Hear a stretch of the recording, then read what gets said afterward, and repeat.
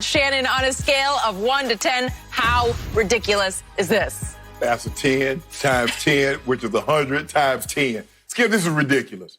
We know Tua, hold on. Before Tua got there, how many times did they throw the ball a game?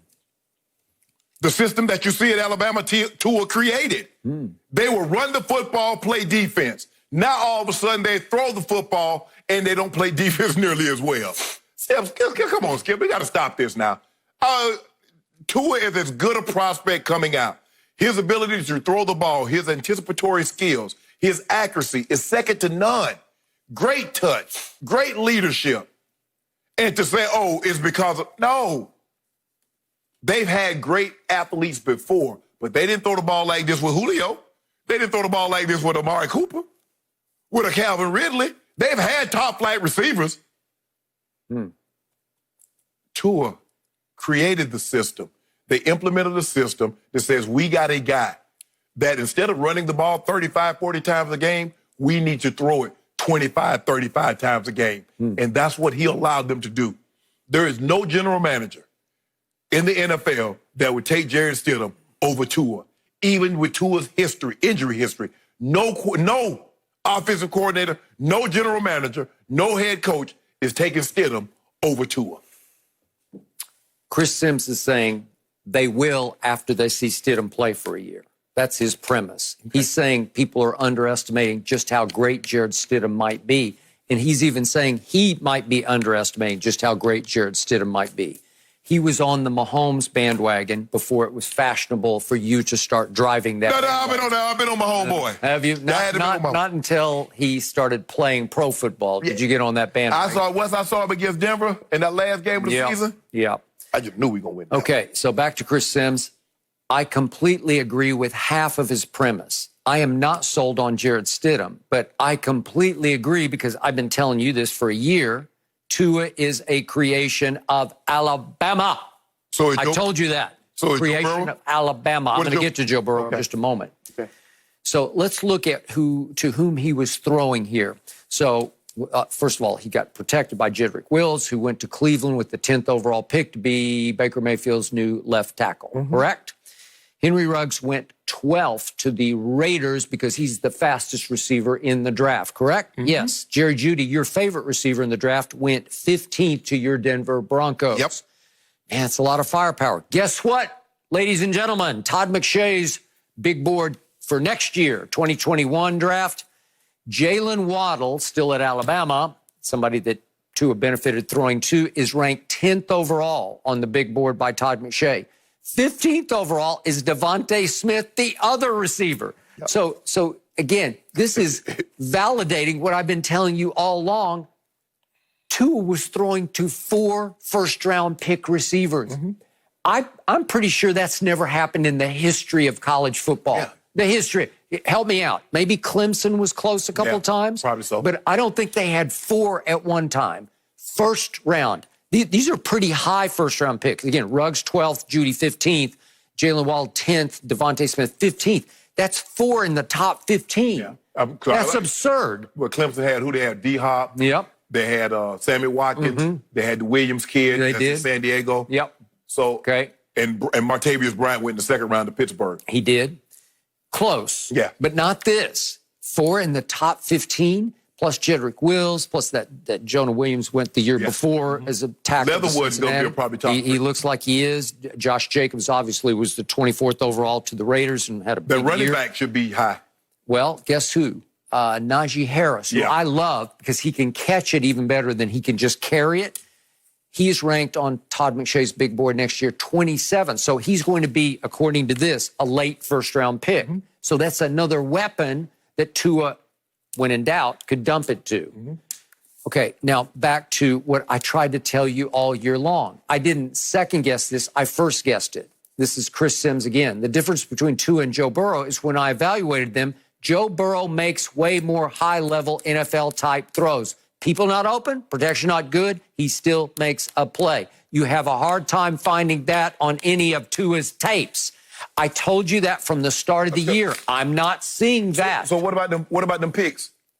What about them wide receivers he got? What about his Joe Burrow? Yeah, Joe Burrow.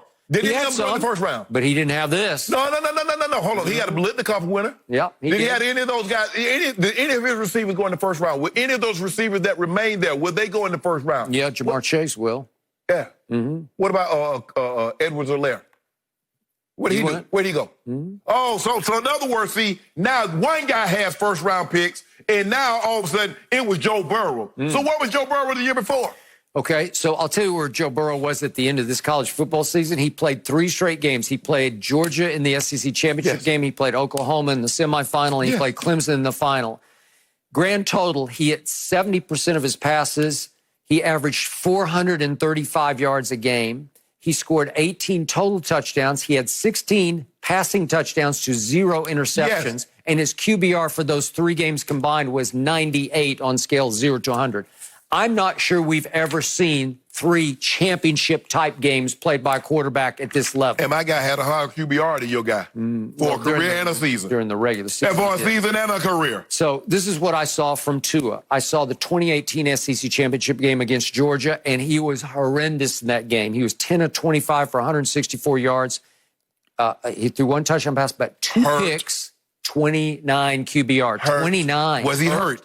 He finally got hurt. And he was hurt going into the game. Speaking of Hurts, with an S on it, came in as in Jalen Hurts and saved the day. Saved St. Nick's Bacon by winning the fourth quarter 14-0 so that they could get to a championship game in which Tua threw 2 more interceptions against Clemson, and he had a QBR of 59, which is just barely above average. He was below average against Georgia, barely above average against Clemson, the national. But what about when he came off as a true freshman, came off the bench? Mm-hmm. How many true freshmen come off the bench? Now, you love true freshmen playing big, like Michael Jordan. You love that, right? Mm-hmm. Carmelo Anthony in the championship game. Oh, you love that. Yep. That's what Tua did. Where was Joe Burrow his freshman year? On the Pine. Where was he at his sophomore year? On the Pine. Hold on. You mean to tell me that man couldn't beat out Haskins? And who you have like you always tell me, Shannon, you have very little respect for him. Skip Bayless, you have very little to no respect for Haskins. I have. And Joe Burrow couldn't beat him out. I'm closer to no respect for Haskins. And he couldn't beat him out. Maybe that's the coach's fault. He couldn't beat out J.T. Barrett. Coach's fault. Where's J.T. Barrett at right now? Yeah. Well, that's a good question. My guy was so good, he got your guy to leave. You ain't got to go, but you got to get up out of here. Huh? You know what? The Tua I saw more and more, and obviously he got hurt and hurt and hurt again and hurt again. Ain't going to be hurt in the NFL. Yeah, Rex Ryan says that he was told 5 surgeries he had while at Alabama. You love that going forward? Hurt in college, hurt in the pros. I love the ability. And because he was hurt so much, I kept seeing more and more flinching. I saw happy feet. I saw a loss of poise. I saw a loss of confidence. That one looked good. I did not see it. Yeah, does it really? Yeah, it looked good. Okay. I mean, you like a little Kyler Murray. Yeah. Well, he's in white there. I hope he's not in hospital white too much. There you go. I hope not. He bigger than Kyler Murray. Yeah. Rookie of the year right there. Look at that rookie of the year. He's what, 6 feet tall? He's barely bigger than Kyler Murray. 6 feet tall? Kyler 5'9 1/4. Okay. Joe Burrow is almost 6'4". Joe Burrow played high-level high school basketball. And Joe Burrow can hurt you with his legs underestimated. He would take off and run and slide, and I was shocked at his mobility. You remember what Tua did to LSU down there in Baton Rouge? Yep. Took off 30 yards. They couldn't catch it. Yep. I remember what Tua did against LSU at home this year. He went 21 of 40. Help me out. That's barely over 50%. That's not good enough. 400 and 4 tubs. But Skip, if your defense gives up 48, I mean, what you going to do about that? Well, he got outgunned by a guy who makes big-time NFL quality. But you make it seem like Tua played like a bum. I didn't say he played like a bum, but that's a lot of incompletes. He was off target that game. I did not see deadly, consistent accuracy from Tua. One guy over his career versus Joe Burrow's career, Skip. Come on, man. The numbers don't lie. On the flip side, speaking of the SEC, I watched Jarrett Stidham a lot. He was really good his first year at Auburn, and then he was really not good this past year at Auburn, the last one he played at Auburn 2 seasons ago. And then Baylor they make it seem like Baylor don't have receivers. Baylor known for receivers, Skip. Okay. Those guys come out of there. So what'd he do? When he was at Bayless, Yeah. he had his moments. Yeah. That was true freshman. That Yeah. was pretty good. My guy moments ended up in championship. Okay, but what I'm saying is, I'm with you on Stidham. That last year at Auburn, he lost it all. He lost his poise. He lost his confidence. He lost his ability to concentrate. He lost his way. Would you take Jarrett Stidham over Tua? Not right now, but I never liked Jarrett Stidham. And I don't understand all this sort of rising tide of Jarrett Stidham's going to be the next Tom Brady. That's what Belichick's trying to tell you right now. I found Tom Brady. Chris Phillips trying to tell you that too. Yeah, I don't get that. I mean, I hear people talking about, they're better off without Tom. Really? Oh, okay.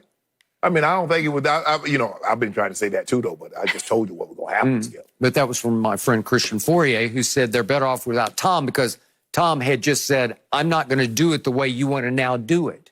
They were parting ways philosophically, and I still think Belichick wanted to go away in system approach from what Tom Brady does. It's the Patriot way, not Tom's way. It's been Tom's way for 20 years. No, it's been Belichick's way. Okay, well, now it is. It's been that way. Yeah. Well, is this Tommy Stidham that you have? Is that what we're looking at? No. Is he? No. Okay, and so I agree. I can't see how Stidham is going to be better than Tua, but I don't think Tua is going to be nearly as good as Joe Burrow. Not even in the same ballpark. He in Cincinnati. Huh? Yep. He in Cincinnati. You know what? They're going to be interesting. Watch. Well, you don't even want Tua to start because you're afraid he's too fragile. We start by probably like the fifth, sixth game of the season. Fifth or sixth game. How about the first game? Put your due where your mouth is. And then, we're going to light it up. Yeah. Fireworks. Really? That's what I saw from Ryan Fitzpatrick last year at New England. He had fireworks all over Belichick's defense. Fifth game, sixth game of the season, we're in the starting lineup. Really? And won't look back for the next 10 years. Well, Joe Burrow's going to be in the starting lineup game one. What's the problem? And go get the number 1 draft pick again next year. On the Joe Burrow's watch. You're on the wrong bandwagon. No. Can we acknowledge the Shannon Miami colors going on right now? Did you plan this look at that. accordingly? And then Dolphin Green on Tua. You feeling good? Tua Senior Bowl with them on autographed jersey, me and Skip. You're always asking for things. Not me. Jeez, yeah, not to skip. All right. Thank you for watching. You can subscribe here to get the latest from the show, and be sure to check out more of the best clips from Undisputed, or go watch a few other segments from our other shows on FS1.